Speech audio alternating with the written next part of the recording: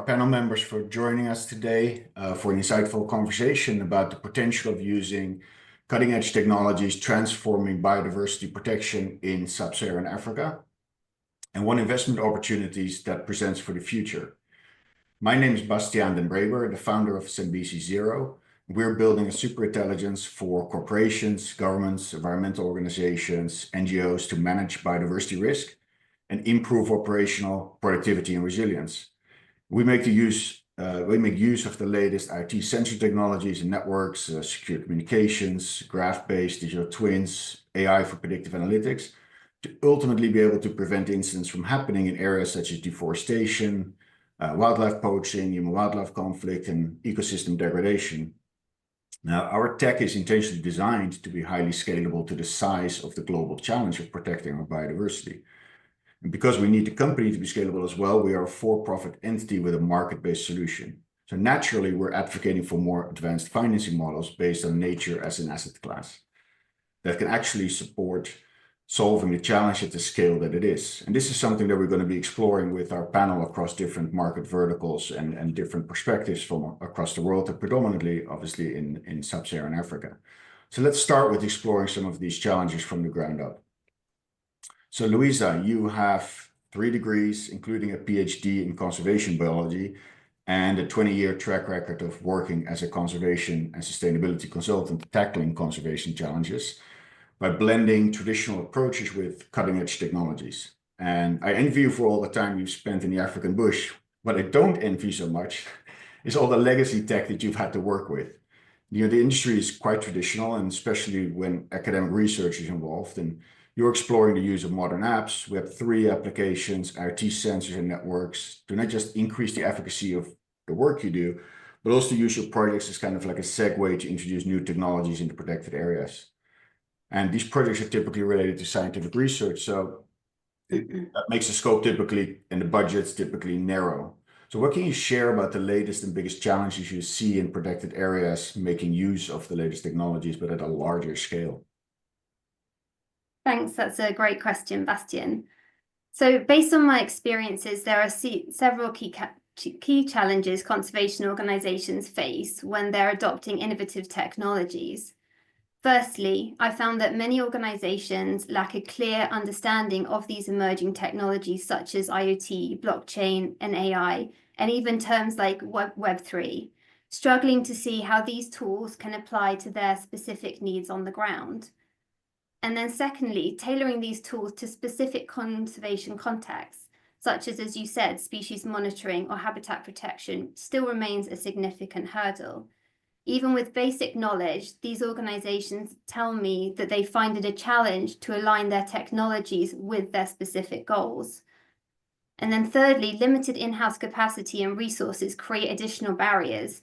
It's difficult to experiment or implement solutions without the expertise about these technologies, especially when they are complex, and it makes the sector difficult to navigate. And there are other challenges such as risk aversion. Conservation organizations, which often rely on donor funding, are hesitant to adopt unproven technologies without clear case studies demonstrating their successes. And in addition, as we all know, the fast pace of technological development makes it really hard for organizations to identify trustworthy partners who can provide the right solutions at the right time. And finally, conservationists work in remote locations, therefore there's high costs, and we need financial sustainability. And to add to the further complexity of the issue, we require long-term success, and therefore our solutions have to be practical, cost-effective, and impactful. To overcome these challenges, we need to fundamentally demystify this technology through these great panels like this, and provide accessible tools that help to simplify adoption. Building trust through proven case studies, scalable pilots, and partnerships with reliable tech providers is fundamental and critical.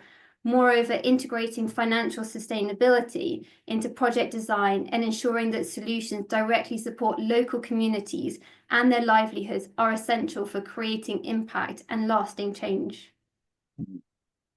And can you give an example of a successful approach to conservation that you've worked on, or that you've seen being realized that increased biodiversity, but also enhance the local and regional prosperity so that it's not like an isolated, fenced-in, literally project? No, absolutely. A great example is a year-long EU project which I led across the Eastern Communal Conservancies of Namibia, which was focused on two critical areas. One, socioeconomic development, and two, reducing human-wildlife conflict, particularly around livestock and then around endangered carnivores like cheetahs and wild dogs. Firstly, the project focused on creating new income streams to support local communities. This included introducing leather and artisan businesses and developing tourism opportunities to provide sustainable livelihoods. Additionally, thickening vegetation, which was affecting the cheetah, was harvested and produced into bush blocks, a product that we then were able to sell commercially. Secondly, actually, we found improving livestock health became the priority.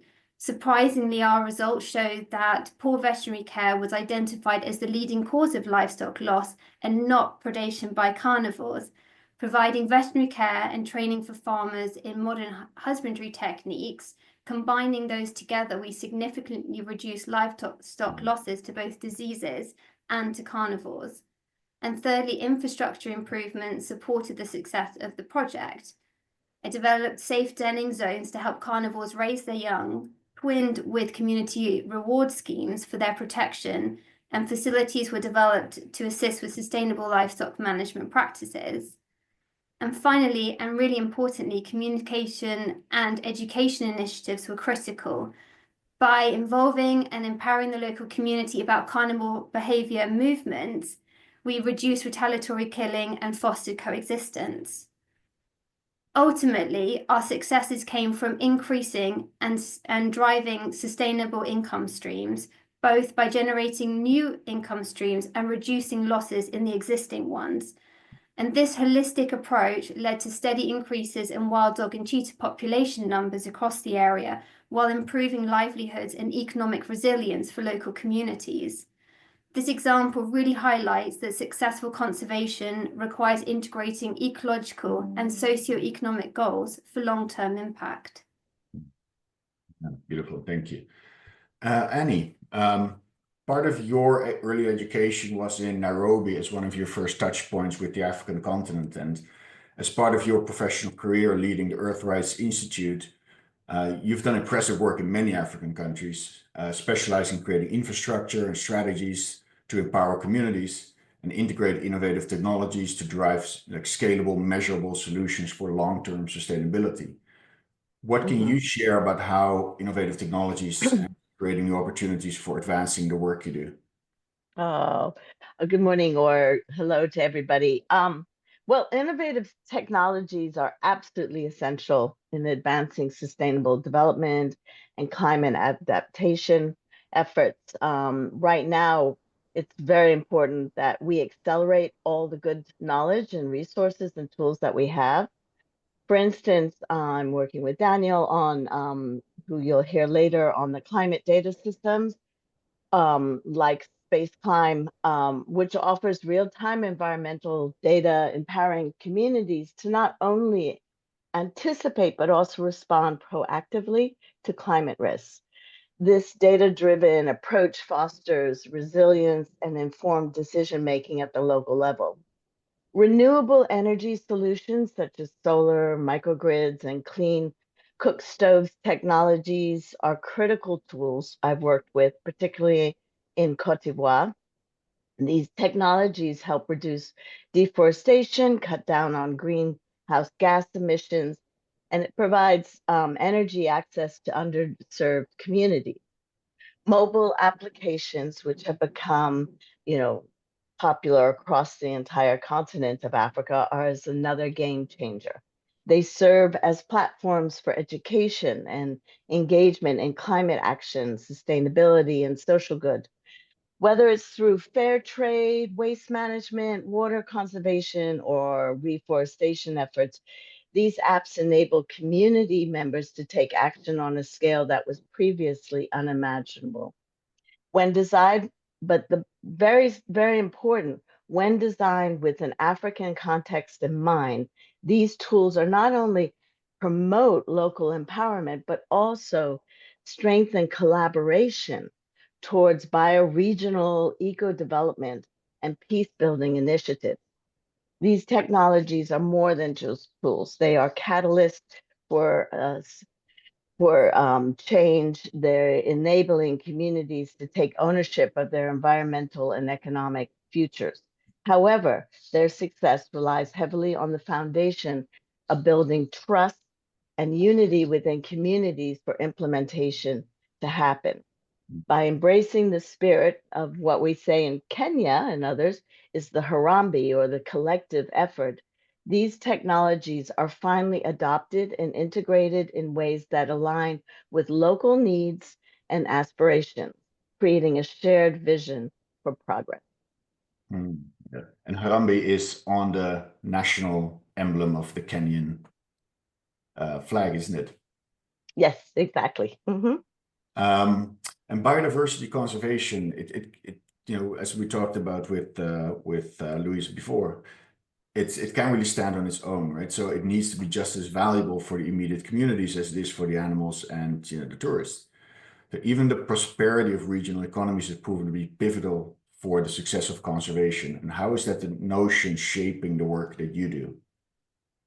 Well, biodiversity conservation thrives when it benefits local communities in as much as it does ecosystems. In my work, this principle drives initiatives like eco-villages and localized sustainable development.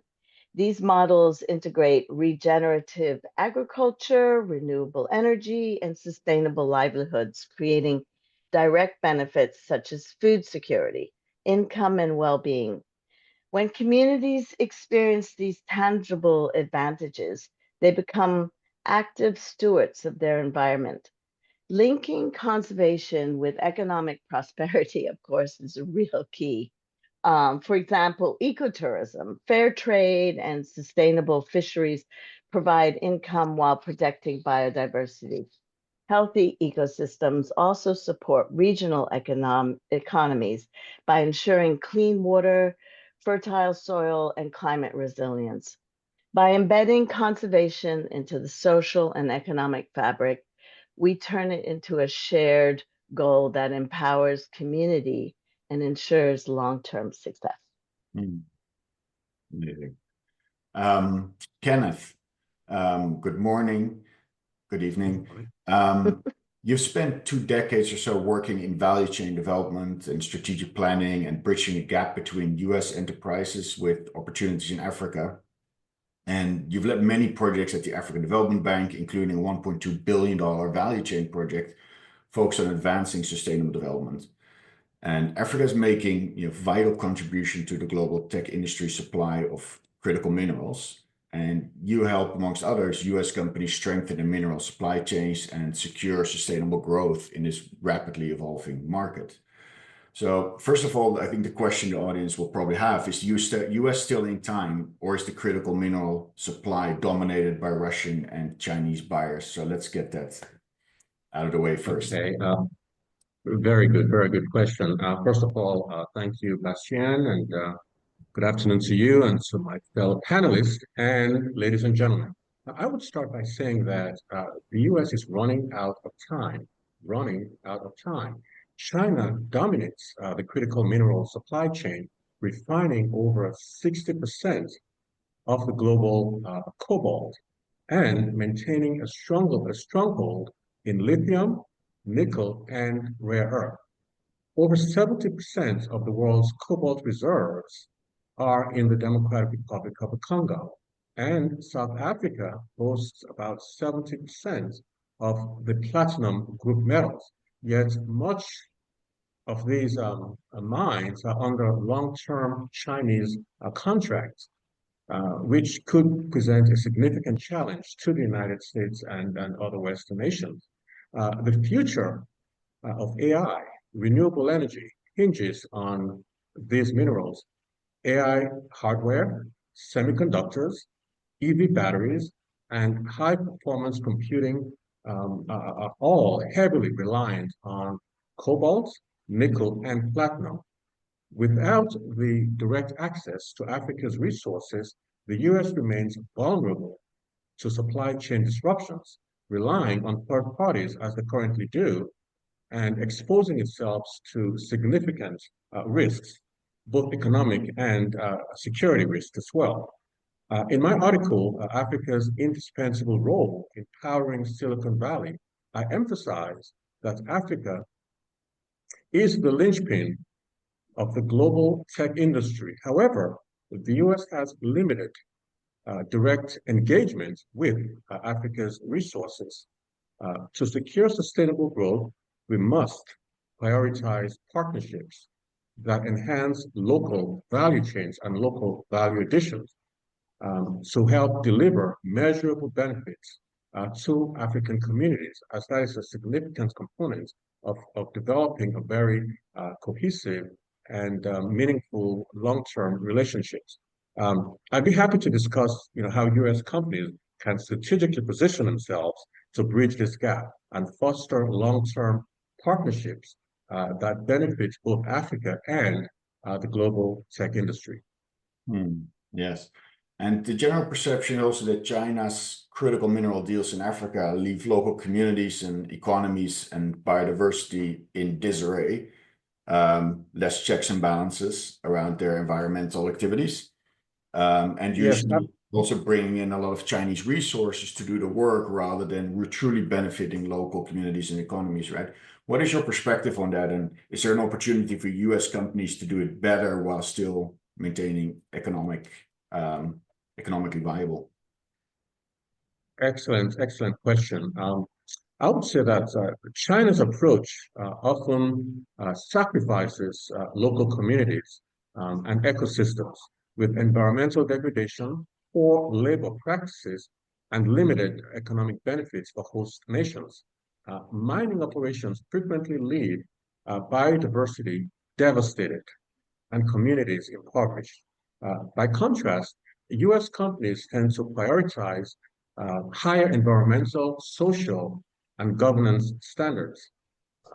Consumers and investors' expectations force Western companies and firms to act more responsibly or risk reputational damage and financial penalties.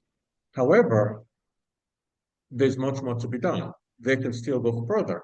By integrating biodiversity conservation into projects, supporting local employment, and creating shared value for the local communities will be a step in the right direction and strengthen our relationship. I would also add that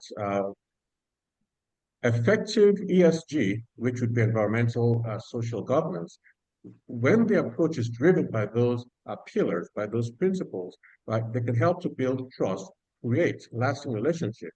So if the United States and companies in the West commit to going beyond just what is required, going beyond compliance and embracing community-centered models, they can create a powerful competitive advantage.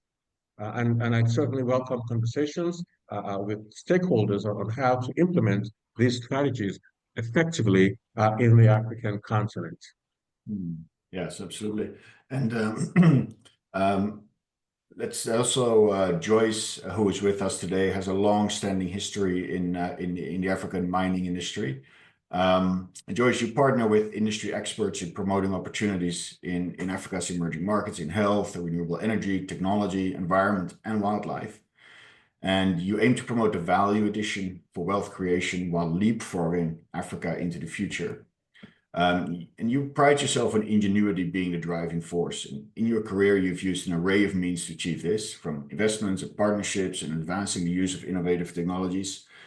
So, Joyce, you mentioned your dream is to see a total shift in the wasteland in the mining sector in Africa, which typically comes kind of after the mining projects have been wrapped up. And based on your long-standing track record in working in that industry, can you share what opportunities you're working on today?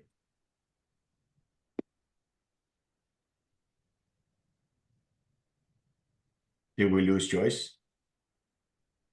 No, Joyce, you need to unmute. Joyce, there you go. You're still on mute. My There we go. apologies. Sorry about Welcome. that. Yes, thank you very much for that insightful question, Batian. At AMRI, our vision extends far beyond the reclamation of mining wastelands. Mining has been both a blessing and a burden to Africa. And we have finally found a solution in hemp. It's about creating sustainable, vibrant ecosystems that generate new opportunities, not only for communities, but also for the environment.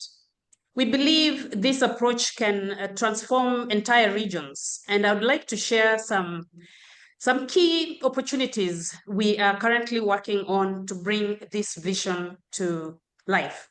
So we use industrial hemp to rehabilitate mining wastelands through phytoremediation, detoxifying soils, absorbing heavy metals, and restoring biodiversity. So hemp's deep roots regenerate soil health, supporting new vegetation and wildlife. Additionally, its growth absorbs CO2, addressing both land degradation and climate change simultaneously. Our hemp-based initiative focuses on economic empowerment in rural mining communities by creating jobs and diversifying income sources. Industrial hemp supports local economies through its versatile applications in textile, construction, biofuels, and eco-friendly plastics. And by developing these industries, we reduce reliance on imports and foster sustainable economic growth alongside environmental restoration. So at AMRI, we prioritize partnerships and advanced technologies to scale our restoration efforts, and collaborations with global and regional stakeholders enhance efficiency through tools like satellite monitoring for land recovery, Internet of Things for soil health tracking, and artificial intelligence for biodiversity mapping. Public-private partnership ensures alignment with national priorities and fostering impactful and scalable solutions. So to ensure sustainable financing for large-scale restoration like ours, AMRI employs innovative models such as biodiversity credits and sovereign green bonds, which attract global investors by offering transparency and measurable impacts. And additionally, the organization leverages blended financing, integrating grants, impacting investments, as well as commercial capitals to support our scalable projects. And when you have those hemp projects, does that allow you to enhance or regenerate the wildlife species that can live in those areas as well? Yes, thank you for that very important question, Bastian. Regenerating biodiversity is central to our mission at AMRI. And we believe that the rehabilitation of mining wasteland is not just about restoring the land. It's about revitalizing the entire ecosystems. Through initiatives like the African Hemp Mines Restoration Impact, we are implementing transformative solutions that go beyond basic restoration. We aim to create thriving ecosystems that benefit both nature as well as communities. And of course, let me walk you through the key ways we regenerate this biodiversity within the African mining wastelands. So industrial hemp is being used in phytoremediation to restore soil health in mining degenerated areas. It absorbs toxins and heavy metals like mercury, cyanide, among others. It detoxifies the soil and enables the return of native flora and fauna. So the plant's organic matter enriches soil fertility and supports microbial ecosystems, fostering long-term soil regeneration and creating a sustainable foundation for biodiversity recovery. And after remediating soil with hemp, native plant species are reintroduced in collaboration with local communities and conservationists. So these plants help stabilize the soil, it attracts pollinators, and provide habitats for wildlife. Agroforestry also practices are also integrated in some areas to balance the biodiversity with agricultural productivity. And this fosters landscapes where ecosystems and human livelihoods coexist harmoniously. Beautiful, thank you. Daniel, you are a global citizen based in the US, and you collaborate with NGOs and youth groups and African governments on sustainable initiatives across the continent and small island nations. And some of your affiliations are with the African Union, the UN, the World Health Organization, there's a long list, UNICEF, and you were even the National Secretary General of Resident Doctors in Nigeria, and most of your work is as a health focus. You've also actually received several awards in the US from President Biden. Congratulations on that. And you do many things, and currently you're working on a satellite-based app called Space Climb, which is an early climate warning system launching in 2026. And it's partly in collaboration with NASA to integrate space-based solutions into Africa's climate initiatives. I personally had the pleasure of spending time in Nigeria and Lagos, to be precise. And from the outside, it looks like Nigeria, with its 220-something million people, has a gigantic opportunity for climate initiatives. What can you tell us about the climate change effects in Nigeria and the wider region, and some of the most impactful climate initiatives? Yes, thank you so much for having me. I'm eternally grateful. And you're absolutely correct that the continent of Africa has its own challenges, and the opportunity for addressing climate change is vast. Just like what our speakers have said here, much of what we need is to see how our desire and the people's desire can blend with the shifting technological narrative, at the same time balancing our biodiversity obligation.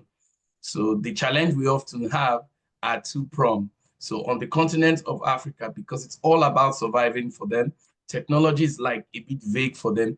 They see and do technology over time, but they don't know how their actions need to be improved in such a way that technology becomes a convenience. Then for the developing world, there's a need for them to invest. It's all about return on investment. It's all about how can we cash in. It's all about who is going to be the new richest person, who will hit the 1 trillion billion. Now, all of these two things are far apart, so the interests don't collide. So what I begin to see from all my senior colleagues and our elder Joyce is saying that there's need for us to tell people that biodiversity and the projects that biodiversity hopes to gain, they call them biodiversity offsetting projects, right? The idea is to create that balance or that bridge that brings both the people that have the interest to make profit, right? And us in Africa, that we're not all about profit. You understand? Let us just survive. Let us just ensure that our cultural ways continue the way it is. You know, don't rattle the boat too much. But we're all up for new cars. We're all up for new education, but it should be tailored to address the peculiarity of where we are.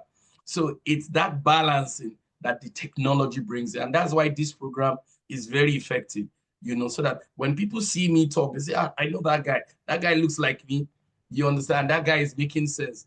That we're not against developing. We just want our ways to be refined in such a way we do not lose what our ancestors have given to us, because this defined who I am. You know, I see you and I love you. I understand that there are other people different from me. I understand that our weathers in Nigeria are getting extremely hot. Our flooding plains, we can no longer continue to build those small gutters. We need to be more smarter. And we're seeing what they're doing in Denmark. It's an island nation, but it has not been submerged. Whereas Nigeria, that has a lot of land, some of our cities are being submerged. So there's a thinking for them, wait, there's something not right here. Things have changed over time. It's like these guys are using technology to create an advancement for themselves. We do not want to lose our farmland. We do not want to lose our wetland. We do not want to lose our forests and our deserts. These are things that have been handed to us by our ancestors. Why is it on our watch that we need to take it up? So that's where we come in. We come in to say we do not need to allow our inheritance go to waste. There's a global collaboration that needs to happen. The technology that we need just needs to be domesticated. If you recall, Dr. Lewis said we need to demystify this technology so that people understand how it relates to them. So telling my people about polar bear may look very odd to them. It will take you 60 years. They will not understand it. But telling them that you may lose every single goat in 1 hour, they'll tell you, hold on, hold on. Now you have my attention. So it's how to ensure that this technology is able to explain to them that the biodiversity that you have is already going. Your lands do not replenish again. You recall 50 years ago when you plant your yams, they are this big. But now your yams are like this. They're not coming out. And you recall that the population in 50 years ago was 90 million in Nigeria. Now it's 200 million people. So you have more people not farming, plus more people not leveraging on biodiversity in such a way that you protect it, you enhance it. The part that is damaged, you now convert it to other things, either by using windmill, planting windmill on it, or increasing vertical farming, or even doing greenhousing. So these are the things that myself and young people have been able to organize, and that's what my app hopes to achieve. Use the technology we have to explain to people that we are in a changing time. We can't keep doing the same thing and over again that has not brought us any outcome, and we have to work together. Depending on government alone won't work. And to our investors, we want to tell them it's okay that the instrumentation of government is what you want to work with. But the truth is that it is the local people, the non-profit people, those exceptional individuals at the local level. You may not need to scale up their project, but just doing it a little bit for them in the rural level and government copying it will make it work. So it's a co-building of the technology to address biodiversity challenges is what will allow us be able to create that economic growth, right? And ensure that we leave something of a model to our children, and then people can be able to appreciate what technology has done for them. Thank you. Yeah, and as the founder of Team 54 project, you're building public commitment at all levels to facilitate the effective protection and conservation and sustainable development and better use of resource, right? And how does this support rural communities and biodiversity?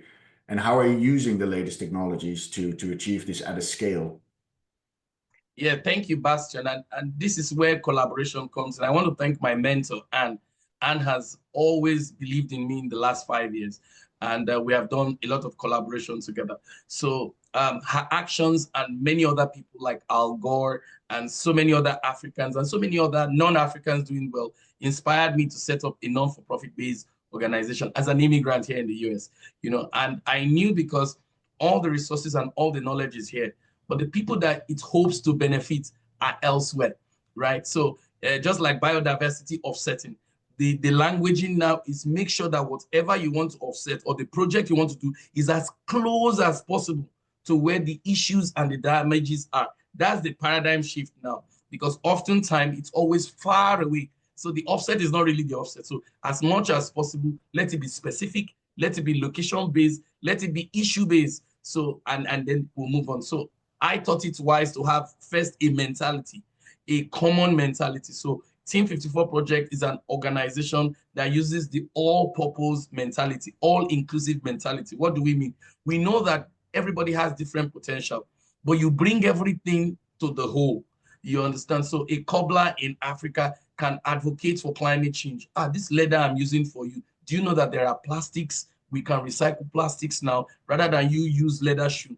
The footballer, when you finish halftime, when they have their halftime show, are you guys aware that our grasses on this land will no longer occur because of the increase in temperature?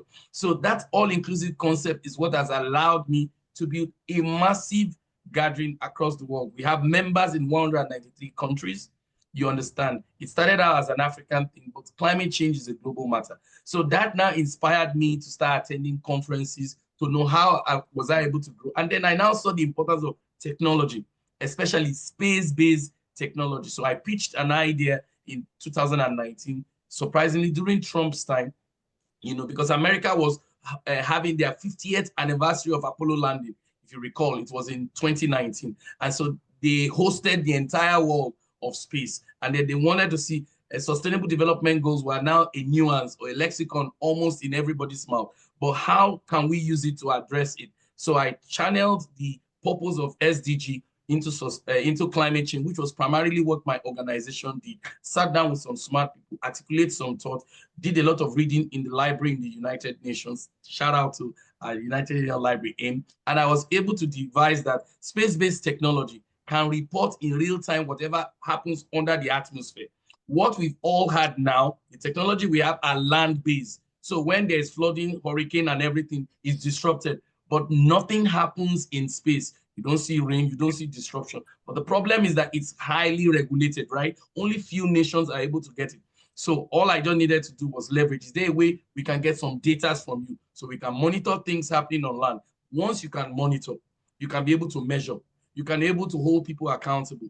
Once you can do that, and now explain in the language people understand that there's a shifting time, that 1978 Africa has changed from now. And that the things that we are doing, the actions we are doing, even the mining sector we are doing, may have untoward effect if they are not properly regulated. If we do not replace every mining action with biodiversity projects, with biodiversity restoration. It's not even about restoration, like my elder has said. It's also about regulations, right? It's not about the incentives you give these villagers who may need to relax a little bit to give way for some other ways of life that they need to change. So it's about working together. So I thought it wise to bring an entire team together. And I'm also thankful to see and sit with me with NASA, and NASA, we're in early stage with them. They love us. We are also in early stage with Angola. Angola just started its space-based technology. So NASA is advising us to look inward and see how we can pilot. And then luckily enough, we've been able to get the Angola director for Space Agency. He loves the idea. The idea is already patent in the UN. It's for everyone. We have no interest to make things happen. We're just the face and the brand. But the key thing is that collaboration works. Technology can be used to convince investors that it's profit to be made. However, this profit now must not be a capitalist profit. It must be a profit that factors human being, their ways of life. You must be sensitive to people cultural nuances. You understand? Try and de-escalate and de-imposing your views on people, because the road to the market in my African parlance are so many. So it's the overall outcome of growth and prosperity and mutual respect that Africans understand. We're all about community, and that's the basis of what technology should do. Bring all of us together. And I love what Bastian is doing. I'm so inspired with what all of you are doing. I even feel I'm not doing enough, but I'm open to working with all of you. Let us launch Space Climb as an app. It translates all these things we're saying in different languages. Swahili is one of the most spoken languages in the southern part of Africa. Hausa, Yoruba, and Igbo are one of the spoken languages in West Africa. And then, of course, Arabic, some bit of French, some bit of Portuguese are spoken in some of the African countries. Doing this will allow Africans to understand that the time has come to move. And that if we refuse to move, just like dinosaurs will become extinct.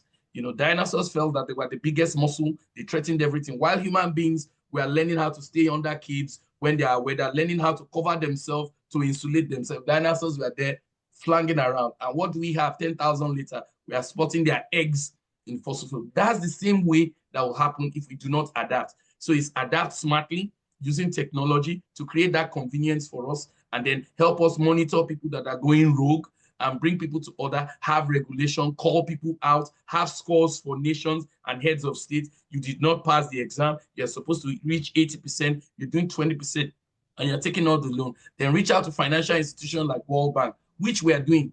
We had a meeting with World Bank on Thursday.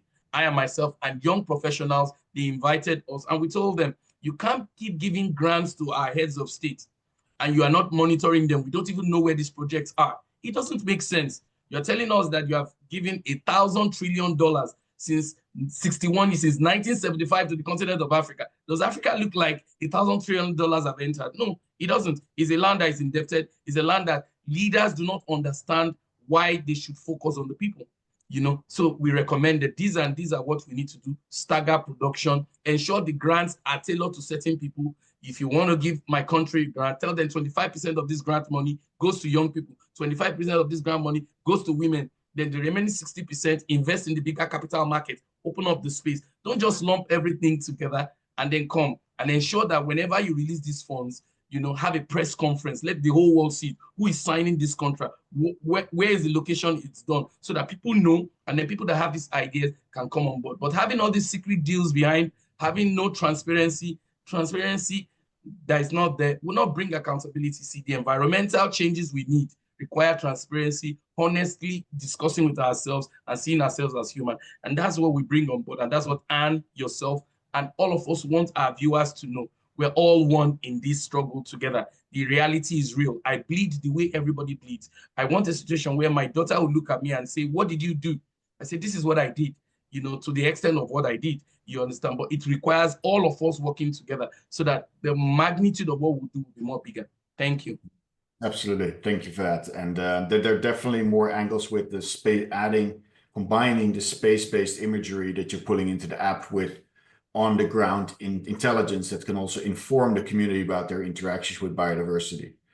And Melrose, we're really excited to have you here. Daniel already started, you know, bringing up some topics around financing, and that's where you specialize in. And you're also the embodiment of a global citizen with a multi-stage professional journey, including elite modeling, CPG operator, real estate, wealth management, and investor relations, just to name some, which is impressive in itself. But what stands out really is your focus on consciousness and aiming to move the human and planet condition forward with all of your mandates. And another really valuable aspect of what you do is supporting female entrepreneurs in a holistic manner in building their businesses. And I look forward to working with you to add women to my own venture. That's much needed. And also your company Permaculture stems from you actually designing and developing permaculture projects, of which one of them is in Tanzania. And in your work with LPs, helping them with responsible long-term sustainability in wealth generation, what do you see as the role of nature-based assets and financing within their portfolios? Hey, everybody. Thank you for having me. My name's Melrose Wild. I see them as important, but I see them as a luxury right now to Americans. I feel like we have to be really honest about where we're at financially as Americans before we start divesting resources. And we have to be very careful about the mechanisms in which we divest resources. I think we need a paradigm shift in how we look at and approach impact investing. And we also need to be realistic about who are the people moving money and who are the people receiving money, as the doctor discussed. So I think let's be very honest about the fact that the struggle and the reality of the world that we're in right now is very different than it was even just 3 years ago. You know, 1 in 7 people are dealing with political instability. And as Americans, we're facing a lot. You know, we're financially involved in multiple world wars. We are coming out of a very abusive election year that I think everyone has fatigue from. And we're also constantly in this percentage possibility of a recession. So when you ask somebody to invest in Africa, in America, they really need to have a close tie to Africa, because they're struggling with, how do I make sure my family's safe in this country? So let's also be very honest about how people have been investing in Africa. It's largely in NGOs and nonprofits. As it was said, when you invest in a nonprofit and they're investing in Africa, there's very little transparency, and if your money is actually doing anything. Now, let me talk about some of the hope. So the Great American Wealth Transfer, as many people know, is starting. And $84 trillion is going to transfer from boomers largely to Gen X and millennials. I'm an elder millennial. I'm not going to tell you when I was born, but elder millennial, very, very, very last group to be born. I care about these issues. I'm female and I also love Earth. I'm a naturist. I'm a conservationist. I live next to an old growth forest. So nature is a big part of my life. We need bankers who care about these things, who can find the solutions.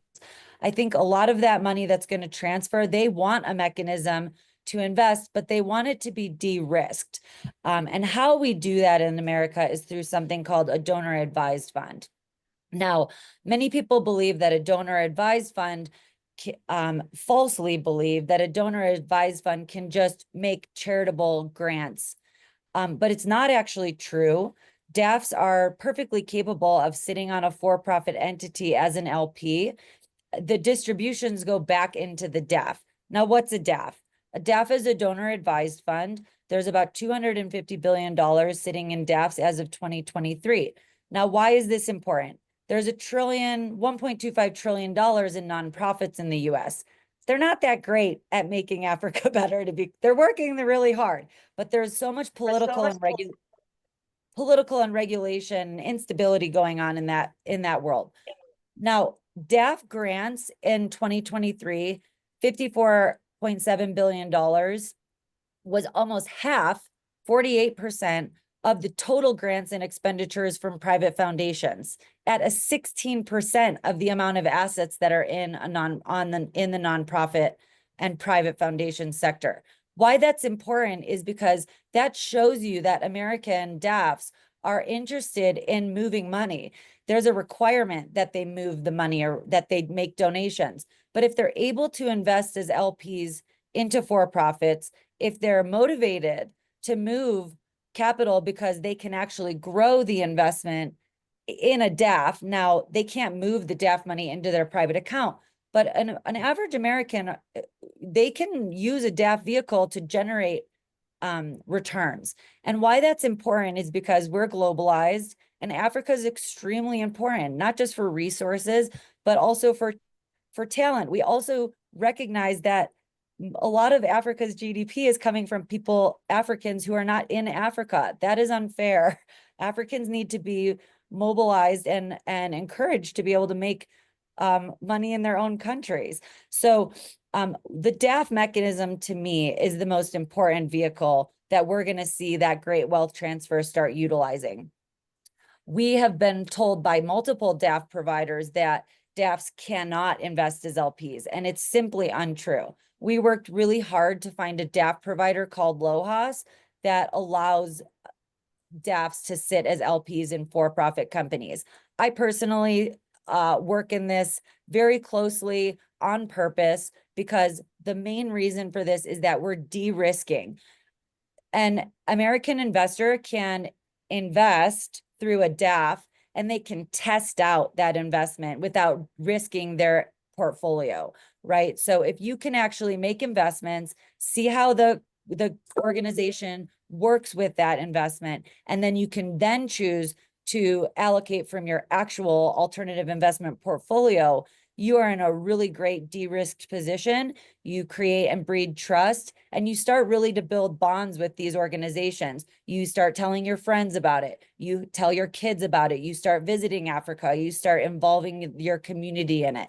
It's a de-risked way to go into these investments in a very unstable, geopolitically, to be completely honest, nightmare situation that we find ourselves in. I find that people are actually really willing to talk about DAFs, and the people who aren't really willing to explore DAFs, they've been given bad information about DAFs. So I think that's the solution right now. That's the best we have. And I'm really hopeful and bullish that, this year and the next few years that we can move that number up.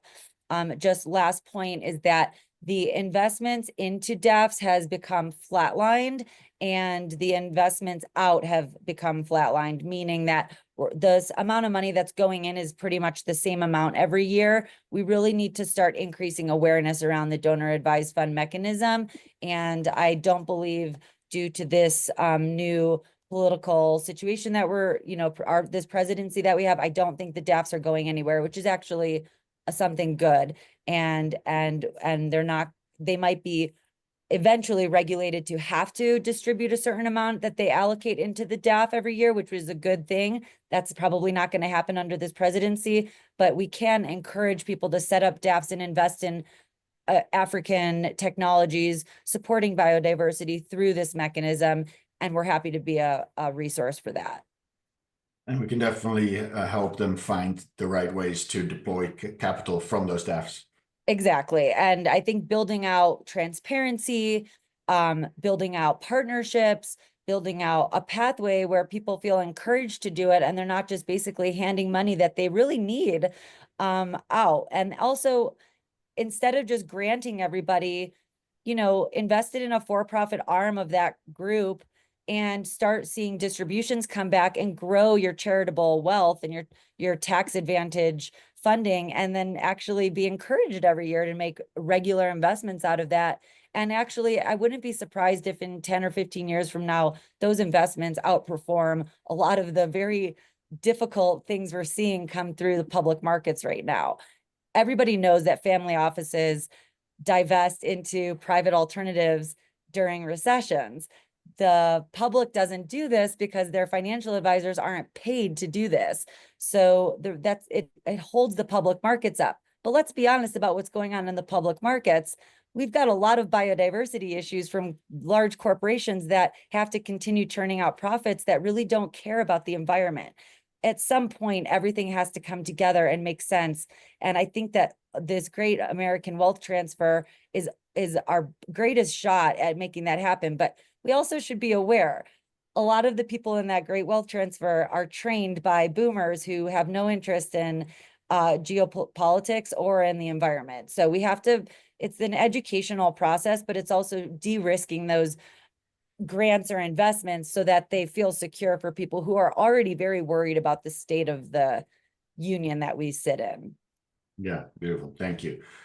Just doing a quick time check. We have about 5 minutes left. I just want to have a quick one more question for each. So a response within less than a minute. And then I'm going to come back to you, Melrose. Louisa, what are some of the mechanisms of financing that you need for the projects that you see in the future? Well, great question, considering this comes off the back of what Melrose was just talking about. I mean, fundamentally, we know that the majority of conservation is donor-funded grants and philanthropic, contributions. But those are traditionally completely, high risk averse. And there is no break it quickly and pivot approach in conservation, unlike in other sectors that we've seen. And therefore, any adoption of new technology is seen as highly risky, which discourages innovation, and particularly when donors expect guaranteed outcomes and proven successes before funding projects. So exactly as Melrose and others and Joyce and Daniel have talked about, particularly performance-based funding models like biodiversity credits are increasingly becoming important within the conservation field. And these mechanisms can be linked to conservation outcomes and to financial rewards by utilizing technologies like blockchain and IoT and AI, which can support real-time monitoring and validation to ensure transparency and scalability.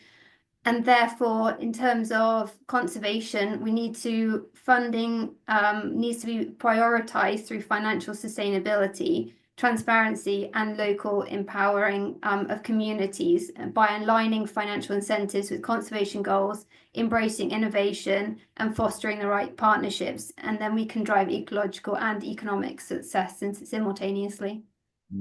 Yeah, thank you. And Annie, what do you consider the biggest financing gap between where we are today and where we need to go to in less than a minute? All right. Well, I think the gap exists at the grassroots level, where small-scale community-led initiatives often struggle to access the funding they need to thrive. There's all this large infrastructure projects that tend to attract substantial investments. They are often subject to political challenges. And on the other hand, the local efforts, which are often the most innovative and impactful, face significant barriers to funding despite their potential for high returns on investment. One of the main challenges is the complexity of funding application processes and the bureaucratic hurdles that often exclude smaller organizations from accessing available resources. Furthermore, investors are often hesitant to fund unconventional or high-risk projects, particularly in underserved regions, even though microfinancing initiatives have consistently demonstrated their potential for success. Another critical gap is the short-term focus of many funding sources. Big time. I've seen this firsthand over and over again. Projects often require ongoing support and they don't get it, and this is where a lot of the NGOs and nonprofits, really fall down on. And so long-term investment is really, really important. And so to bridge this gap, I think we need to integrate grassroots initiatives into the broader programs and decentralize funding mechanisms, as has been said over previously with our speakers here. So I think that this approach not only ensures the sustainability of projects, but also promotes inclusivity and equity in development efforts, helping to create a more resilient and a just future for all. So that's yeah. And Ken, we talked about in previous conversations, we talked about as an example the cacao production industry as a supply chain that needs to add more value to where it's being sourced. If there's one, and there's 30 seconds, if you have one financial instrument that you want to see deployed to these supply chain challenges, what would that be? That's a tough one.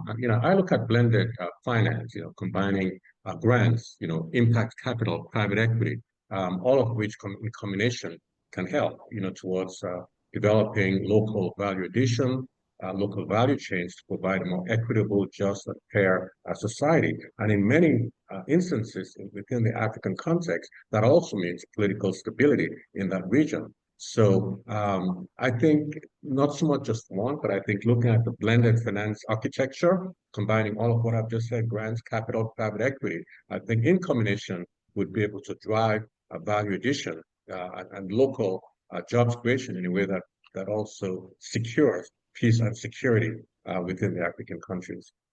Beautiful. Yeah, absolutely. And Joyce, if you would answer the same question, like what is the one top of your list kind of financial instrument that would help your projects in, well, we're at time, in 10 seconds.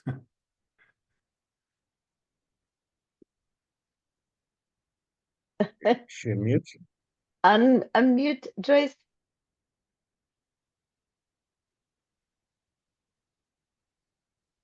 Sorry. You're muted again. There we go. You got me. Yeah, sorry about that. My 10 seconds are gone. Thank you very much for that question. While there are efforts being made in transforming Africa's wasteland in thriving ecosystems, there are still some critical gaps that, if addressed, could actually create greatly accelerate our impact. So the exciting news is that we have advanced technology that will hold potential to close these gaps. So helping us scale out some of these efforts in ways we've never even been able to experience before. And that's why I am here really to leapfrog Africa into the future through the technology. So some of the key platforms that would really enhance precision in monitoring and decision making would be Internet of Things. We have artificial intelligence. And most important for me is blockchain technology that can enhance transparency in financing by creating traceable systems for biodiversity credits and green bonds, for example. And this would allow investors to track the measurable impacts of their investments, fostering trust and increased capital flow into restoration projects. So the solution is to ensure clearer impact metrics and accountability in funding for sustainable initiatives. Okay, thank you. The next panel is going to be run by Melrose. So I think we want to encourage the audience to stay on the platform and join that panel, because we are over time and we're actually consuming up her panel time. So I think it's fair to speak on behalf of all that we wish today's audience these opportunities, investments in scalable technologies to align private capital with biodiversity goals, and to use advanced technologies also to inform the investors about the impact that funds are making. So thank you, panel members, thank you, audience, and gratitude to the Davos Worldwide team, and look forward to connecting with our audience offline. And we're jumping into Melrose panel that is coming up now. Thank you, everyone. Thank you.